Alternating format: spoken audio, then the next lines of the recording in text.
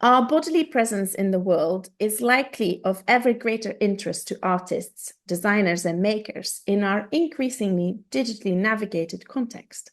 What it feels like to engage with the physical world and how this influences our understanding of it has been the subject of investigations in theories such as phenomenology, dating back even to the early 20th century. Of continued relevance today, as designers, we ask ourselves what it feels like to wear jewelry. How does it respond or relate to the movements of our body? And can jewelry be in artistic dialogue with these motions, highlighting the human body and its interactions with this world? This approach can encourage us to create jewelry that resonates on a sensory and emotional level, making the experience of wearing the piece as significant as the piece itself. A jewelry artist who has been fascinated by these contemplations and who has collaborated with choreographers, dancers, musicians, filmmakers, and scientists to investigate, create, and capture movement narratives is John Moore. His work challenges traditional boundaries, positioning the wearer as an active participant in the jewelry's expression. To talk to me today about his work and what it means to design for movement, I'm really excited to welcome John. Hello, thanks for having me. To start, John, could you share a little bit about yourself and what it is that you do? I will try my best. So my name's John Moore. I would now describe myself as an artist. Previously, I've said jewelry artist, and before that, I probably would have said contemporary jewelry designer. So it's all kind of words, isn't it? But essentially, I love making stuff. I love materials, and I'm really interested in how you can interact with these objects, and wearing them is the sort of ultimate way to do that, and how to sort of occupy these negative spaces around the body to celebrate the body and to make you feel different. That's the word. And so you chose to study 3D design initially and graduated with a collection of wearable pieces. So, what drew you to scale your ideas to design for the body? It actually began when I was a small child, and it wasn't until I don't know, my mid to late 20s when I was writing an artist statement for something and actually sat there and thought back to, those early years and saw all these sort of threads connecting everything together. So as a kid, I mean, I was always drawing and making things, and paper was what I had, access to. But I was obsessed with making things which had movement in them. So I was making puppets or like little kites that I could run up and down the street with, or masks as well. Little automata sculptures where you would turn a handle and make something move. And the common thread through all these things was either they were wearable objects, so you could put them on and sort of become a fantasy character or something, or you were manually operating some kind of device, whether it's flying a kite or turning the handle of a little automata sculpture. So the common thread was me playing with the object and the experience of that play.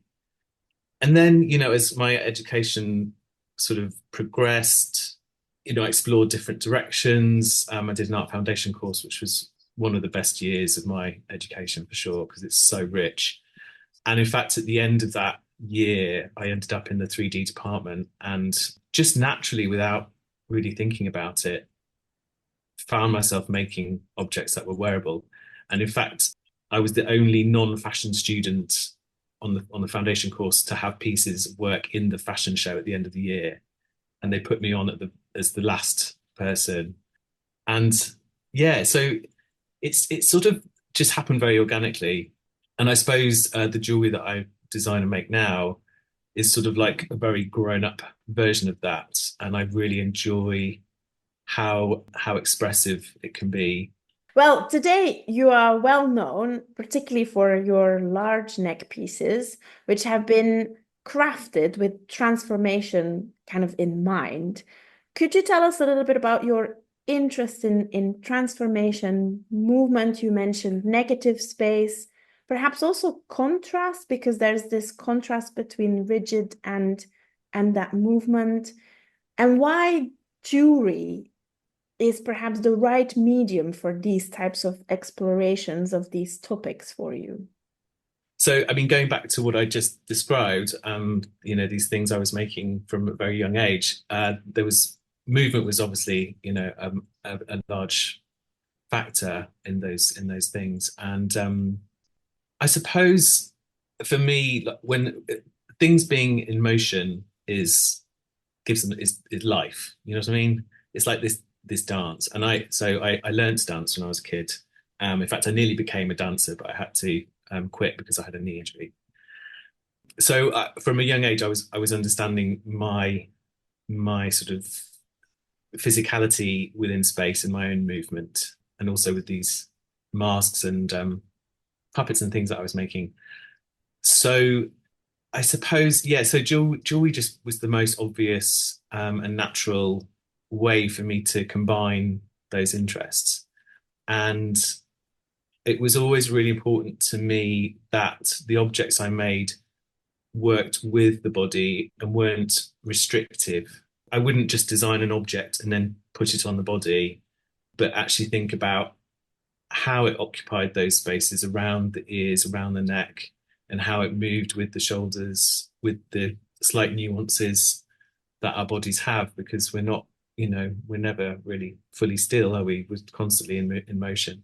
So to make pieces that were comfortable to wear, but also responsive and essentially playing with light, and for these pieces to become extensions of the boundary of your body. So you don't just stop at your skin, it's you're taking that silhouette further out, and you can create such drama in that way. I haven't had the chance to wear any of your pieces yet, but I imagine that they make you feel, like you said in the beginning, there's this opportunity to take on a character, but it kind of feels like you're stepping into a performance, a message, that something that you're part of. Is that something you feel jewelry does well, or does that happen automatically in your designs, or is that something you think about in advance as well? I think it's something I've observed having made the work. It wasn't a driving force to try and I didn't set out to create a unique experience for someone, for the wearer.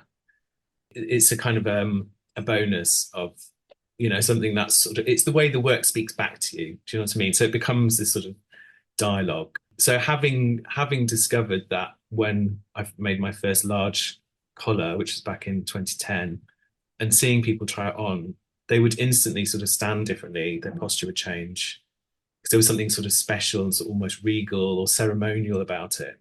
And I've never, in fact, the ceremonial aspect of it is something I'd quite like to explore further, given the sort of the time and the funds to do it. Be great to sort of do some research and development into that. Because I mean, ultimately, any ceremony, any human ceremony in any culture was at some time invented, or what was evolved gradually over many years and generations. So to sort of create fictitious ceremonies where, and even the actual dressing, the putting on of the piece and the taking off, and because quite sometimes you need help with these pieces because they're quite big, they're difficult to get on your own. So there's something about the importance given to that individual, but the attention they need in order to get it on, but then how they look and how they stand when it's on them.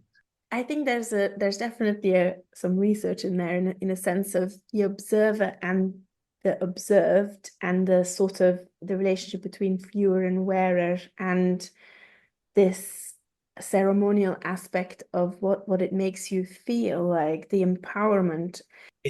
Absolutely, it's ultimately expression of love and positivity and who you really are. And I suppose I was a little bit tired of the seeing so much blingy big rock jewelry out there, which was a sort of status symbol, and it wasn't necessarily nice. And I suppose I part of my kind of mission is to sort of create something which is expressive but not ostentatious for the sake of it. And it's been interesting observing the kind of people who respond to my work and the kind of collectors that I have. They tend to be quite crazy middle-aged women who just don't give a toss about what anyone thinks about them. You know, they don't follow fashion. They just love it and they just want to be themselves. And it's not narcissism and it's not attention seeking. It's just I love myself and this is who I am. And if you've got a problem with it, then not my problem. You know what I mean? And I think maybe part of that journey has been me trying to do that for myself as well. And the work is the vehicle for me to just express who I am and not care too much about what others think. Which is still something I'm working on, to be honest. Like there's room for improvement there. But yeah. I would love to meet the person who has figured that one out fully. Yeah. So to create your work, you have collaborated with, I would say, experts, for example, in movement, dancers. You also mentioned that you had training in dance as a child yourself. What drives you to find these collaborations and what do you gain from them? So the collaborations that have happened, I say happened because they were very organic. I think for years I had sort of dreamt about trying to weave my interest in dance and movement back into my work. And for a long time, I just had no idea how I could make that happen. And I didn't have the means to do it, and I didn't have the connections. So you just sort of park that kind of idea. But my younger brother sort of followed in mine and my sister's footsteps, and he actually became a professional ballet dancer. And it was at a party one day. I got chatting to Jenna Lee, who had also gone to the Royal Ballet School. She had danced with the English National Ballet and had left to become choreographer. And we were quite drunk on wine and sort of just said, "Hey, we should collaborate." And then we just did it. And so what I'm saying is I didn't really sort of seek it out. And I like that it happened in that sort of organic way. It's such a wonderful opportunity because I don't know if your other listeners will identify with this, but for me, my practice is quite solitary.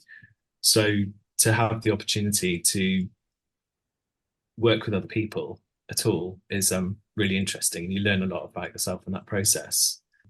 Also to sort of see how others interpret your work and being open to their ideas and their suggestions.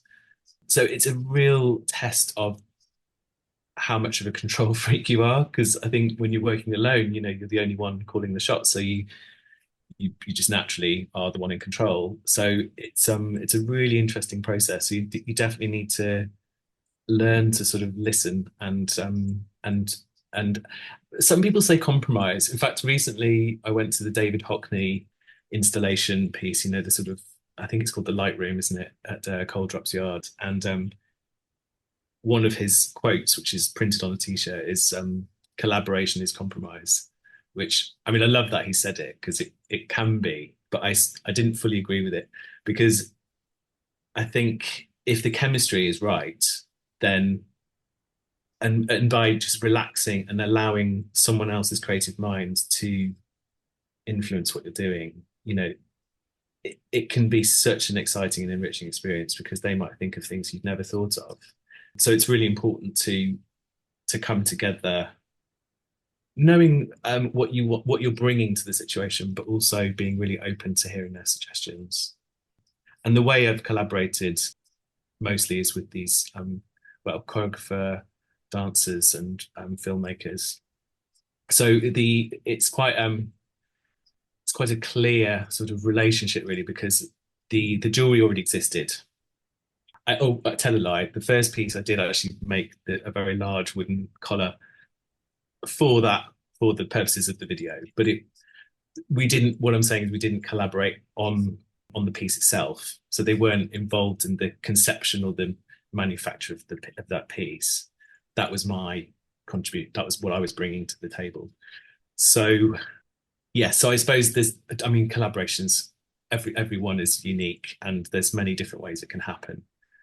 And in some cases, you might start with absolutely nothing, and both or have whoever's collaborating would, conceive the idea from its absolute beginning place. So yeah, it all depends. But it's a really wonderful experience. And I think, yeah, if the chemistry is right, it can be amazing.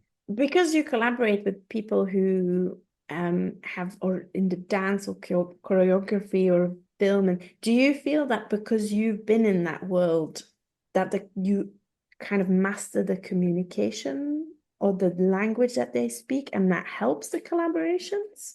That's a really good point. Yeah, so each time there are three short films now, and my experience in dance has definitely helped in being able to direct the dancers, and because they, I mean, yes, if you imagine they're in a sort of in the studio situation, or there's a language that they're used to hearing.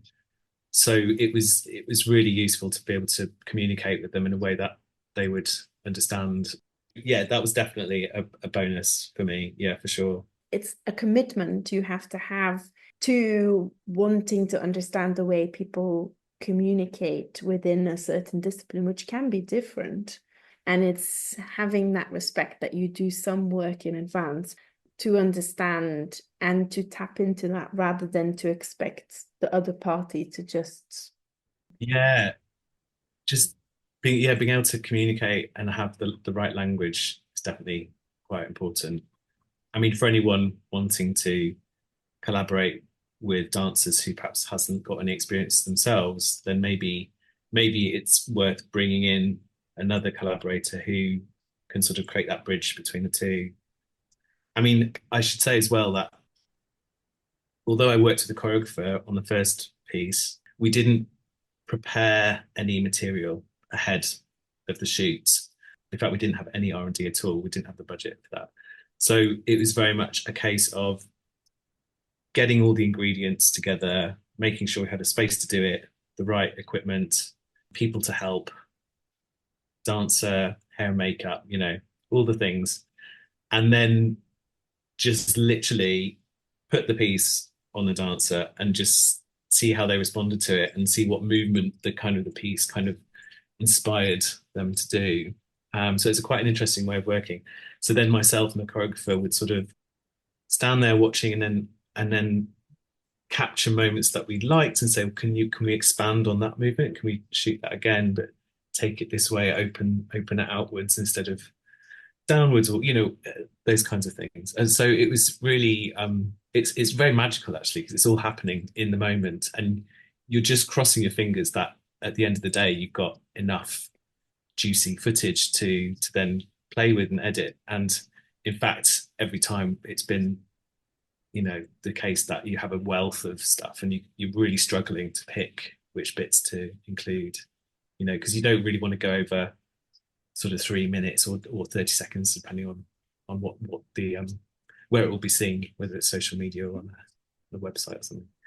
So yeah. Collaboration can be transformational, and we've sort of discussed what makes a good collaboration. Could you give us what's been an example of your favorite collaboration to date, and what piece might have resulted out of that? Yeah, I mean, they've all been really wonderful in their own ways. The first one was so exciting because I'd never done anything like that before. That was back in 2015, gosh, 9 years ago. And I think you learn a lot, but you only figure out what you want, what you don't want by trying it. And in that piece, we sort of threw everything at it, like all the production qualities we could imagine. So we had like a water tray on the ground, we had a wind machine, we had like sort of confetti in the air, we had glitter falling on the dancer. It was a lot. And I suppose after finishing that piece, I was keen to sort of reel it in a bit and do something with a bit more subtlety.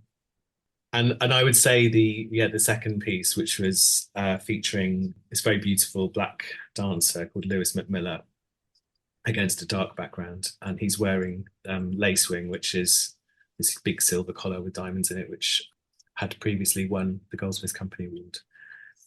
And yeah, I'm still really, really proud of proud of that piece. The filmmaker was a friend of a friend who came to me at, I think at Goldsmiths Fair actually, and said he likes my work and could he borrow some pieces to just have a play with, on his own in his studio sort of thing. And I actually asked him to wait because I said, I'd love to work with you, but I'd rather wait until I have something that I really, really want to capture with a moving image and to really, what's the word? To really do justice to his skills as a filmmaker. And yeah, it was only once I'd finished making Lacewing and that I'd shot it in a studio, a still shoot, but I realized how sort of liquidy it appeared under studio lighting. And yeah, so it was just natural and obvious that we would shoot that piece. Yeah, still really proud of that. And again, next time around, there's things I would perhaps change or expand upon, but it's the nature of being creative, isn't it? You always want to grow and expand in new directions. I think what I found with watching the films is that, and what perhaps moving image brings to, and these collaborations bring to your pieces, is there is a way of looking that is enabled through these films. I really appreciate you saying that because yes, you're quite right. It's about creating, or you're contextualizing the piece, and it's an opportunity. Working with film is an opportunity to affect the way the viewer perceives the work. So I choose to strip away anything that references normal human life, anything terrestrial, because I want it to have this otherworldly feel. And if you see it, in a gallery with other people standing around looking at it, it's very much in this realm of reality. You know what I mean? So that's why I think film is a really wonderful medium for being able to do that to place it into a sort of fantasy context. Because I also when I imagine when the pieces kind of come to me, when the ideas come to me, that's kind of how I see them. They're sort of quite ethereal and from almost like they're from another planet almost, or some parallel universe. So to be able to show them in that way is really, really special for me. Yeah.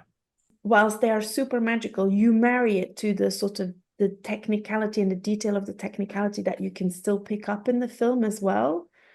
It's quite an interesting duality in a way. Thank you.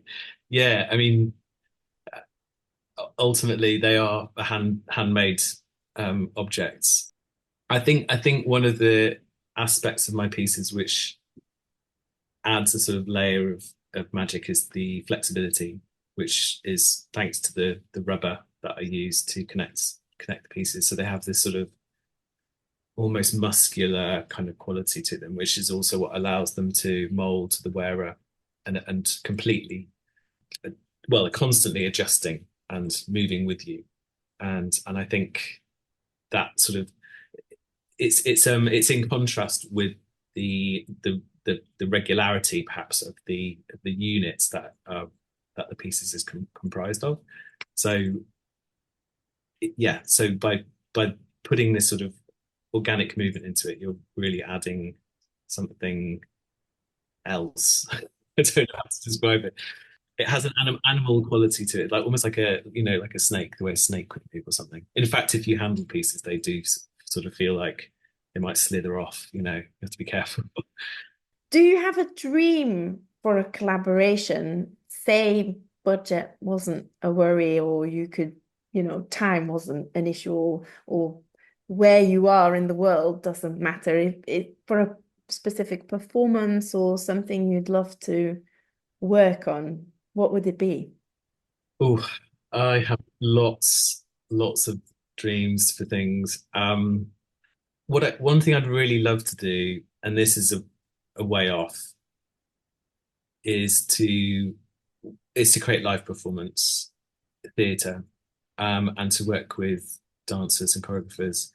And it's not necessarily about wearable objects either. It might be pieces of set or objects that sort of exist in the space with the performers, which they kind of interact with. So maybe these objects are also automated, or I don't know what's the word, kinetic in some way. And because ultimately, a piece of jewelry is an object until you put it on, isn't it? Really, I mean, you could put a crisp packet on and it becomes a brooch. So it's not a huge gap between something that you wear and something that you pick up with your hands, or something that you move around like a piece of furniture. To me, it all blends together. So to create an object which dancers or performers actually move around, interact with, where there's some sort of relationship between the two, and maybe the object is sort of a puppet of sorts, but not a creature or anything recognizable, but something more sort of mysterious and ethereal. Yeah, who knows? Who knows? I don't know. Building a brand around an innovative style and ideas is not for the faint of heart. Could you tell us a little bit more about sort of how you went about it, and perhaps how you would like to see the field and the context around you develop so that there is more room and support for artists such as yourself to thrive? That's a good question. I I kind of I wasn't really conscious of building a brand, which might sound really strange. And I've never really liked the word, to be honest. I've always just sort of felt I've been always been driven by the desire to make things and to realize the ideas that were coming to me and see that exist in real life, as opposed to having an idea for a business and finding a gap in the market or something and going, oh yeah, that would make me some money. It's never been about that. And that's an approach, and there's nothing wrong. There's no right or wrong way to go about it. But for me, that wasn't the driving force at all. It was just making what I want to make, putting it out there, seeing people respond to it, and probably listening too much to what I thought people wanted for many years, and steering, editing what I was doing to try and please others, when actually I think that was a mistake for me. The more I've tuned into myself and listened to that sort of internal voice and followed it, um, the happier I've been, the more satisfied, but also the more success I've experienced as well. So I really think that it's different for everybody, and ultimately, you know, we're here to enjoy ourselves, and I think the more you're authentic to who you are, the better. And that's how I'd say that to anybody really wanting to do anything. But if you want to sort of stand out, then it's not about trying to blend in. It's just being yourself. Reminds me of what you said all the way in the beginning when we started speaking, that you sort of change the definitions you use to label yourself, and that's now more artist rather than perhaps jewelry artist or contemporary jewelry designer, or all these terms. It can be difficult to sort of work at intersection of disciplines, and that's something you have previously said as well. Could you maybe reflect on this a bit more, and whether you think there are benefits and what are the disadvantages as well of this disciplinary thinking? In particular, you sort of feeling that the label of artist works better in certain contexts, but then jewelry designer could be for others. Yeah, I mean, artist just kind of covers all bases really, and it doesn't restrict me in terms of what I might want to do in future. I think that was the thing. Like compared to other crafts, if we look at it that way, I think jewelry is far broader because it doesn't denote the material that you're working in. Whereas you've got ceramicists or glass blowers, the material is in the title of what they do. Jewelry can be so many things. So I've always liked that about jewelry. However, with these collaborations we talked about, so sort of dipping my toe into film, and I do my own photography as well, and working with scientists and things. It, it's yeah, it's just easier to say artist because then anything's possible. The benefits of being interdisciplinary are huge in terms of you really feel like you're discovering and treading new ground. And it's that kind of it's that crossover with two things that seem really far apart, and just seeing what happens when you mix the two together, which for me is where the excitement is. The downsides are there perhaps isn't a market already established and waiting to receive what you want to put out. So, selling that kind of work or finding a way to monetize it can be a bit of a challenge, maybe. So you sort of have to be prepared for the fact that it might take some time. But for me, the benefits definitely outweigh the challenges of it. And yeah, you're sort of creating. I feel like I'm creating an audience for it as I go, which adds an extra layer of challenge. But it's just necessary. It's the only way to go. Because my pieces sort of, at their, especially the big ones, obviously cross over into fashion. People always say, "Oh, do you put it on catwalk?" It's one of the first questions I get. But also, they exist as sculptural objects on their own. So, it's although it might be made of metal or materials that we associate with jewelry, it's sort of morphing into this other thing in this kind of it falls into the gap between fashion, between design, between craft and art and jewelry. It's a really exciting place to be, and yeah, I recommend it. If there was any advice you could give your younger self when starting out or when beginning the journey to discovery, what would that be? It's a real cliche, but to say just to believe in myself more and believe in my ideas. I mean, I was having ideas for things similar to the pieces I've made in more recent years, as a student and many years ago, but I sort of for some reason thought I didn't deserve to indulge in that, or I was like, oh, I can't do that. I'm a jewelry designer. Jewelry designers don't do that. Or you've got this narrative in your head saying, but who's going to buy it? How are you going to make it? There's you sort of you instantly put blocks or obstacles in your path, and you talk yourself out of it because you don't believe it's possible. And of course it is. You just have to really want it. Yeah, so I think I would tell a younger version of myself to just believe and try and not be afraid to go wrong, because that's great. Yeah. Paralyzing fear of failure is something we carry with us, but actually what you learn most of is by failing. So if everything goes really well, you haven't really learned much. You've kind of stayed in your comfort zone. But if you've tried something and it's not gone quite right, you'll do it different next time. And that's a learning process. Exactly. Yeah. That's how it goes. My mother's a jeweler as well, I should have mentioned, and she's been a huge inspiration to me. My father's a painter, by the way, as well. So I grew up in a very artistic household.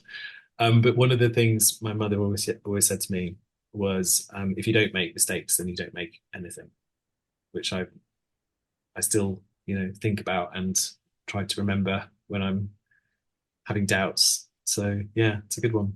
So my last question is, what are you working on at the moment? Is there anything listeners should keep an eye out for if they want to keep up to date with your work? And where should they look for more updates?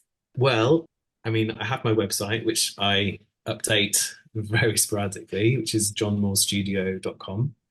You can follow me on Instagram, John Moore Studio.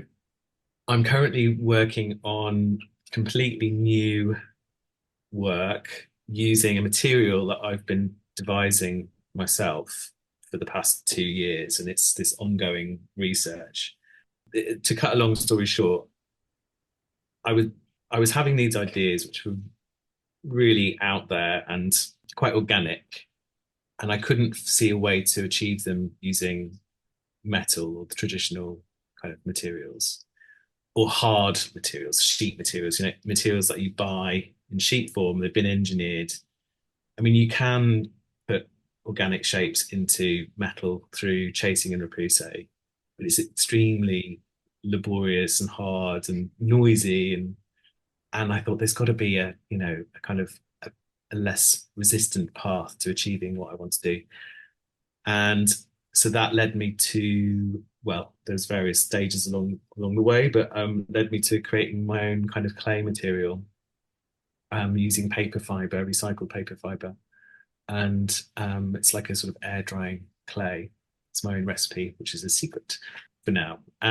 So I'm enjoying discovering how to actually use it and also incorporating resin, which turns out is really difficult. And I've had lots of moments of what am I doing? I've just wasted 2 years of my life. It's all going horribly wrong. Wanting to just throw it all in. But, you just sort of keep going, step back, take a break, try another approach. So it's getting there very, very, very slowly. But I'm really excited about the work that I'm going to put out with it. So don't hold your breath, guys. But yeah, that's what's coming. So lots of color, sort of organic shapes, hopefully some big pieces, but there'll definitely be some smaller, more wearable, accessible things as well, which are going to be really delicious and yeah, almost like juicy, edible kind of quality. I'm very much in a state of transition. I spent many years reproducing the same collections without any kind of game plan, I suppose. And at the end of 2019, decided to take the plunge and take some bigger creative risks. And yeah, wasn't really prepared for how difficult that road was going to be, but it's also extremely rewarding. So yeah, for anyone sort of coming up through education into the jewelry world, yeah, it's a journey. But ultimately you just have to follow your heart and yeah, I wouldn't have it any other way. As human beings, we move from small micro expressions that give away our inner thoughts to large gestures that make a point. Movements are often communication. Jewelry worn on the body is by definition tied up in this mix of wearing, movement, and message. Considering its influence on the body and considering the influence of the body's movements on jewelry's observable shapes, form, and function is an interesting exercise of reflection, experimentation, and contemplation. A practitioner who has wanted to bring this to our attention and who has pursued a collaborative practice in which verbal and non-verbal ideas are exchanged and relayed is John Moore. For his efforts in demonstrating this sensitive artistic approach to jewelry is a worldwide endeavor.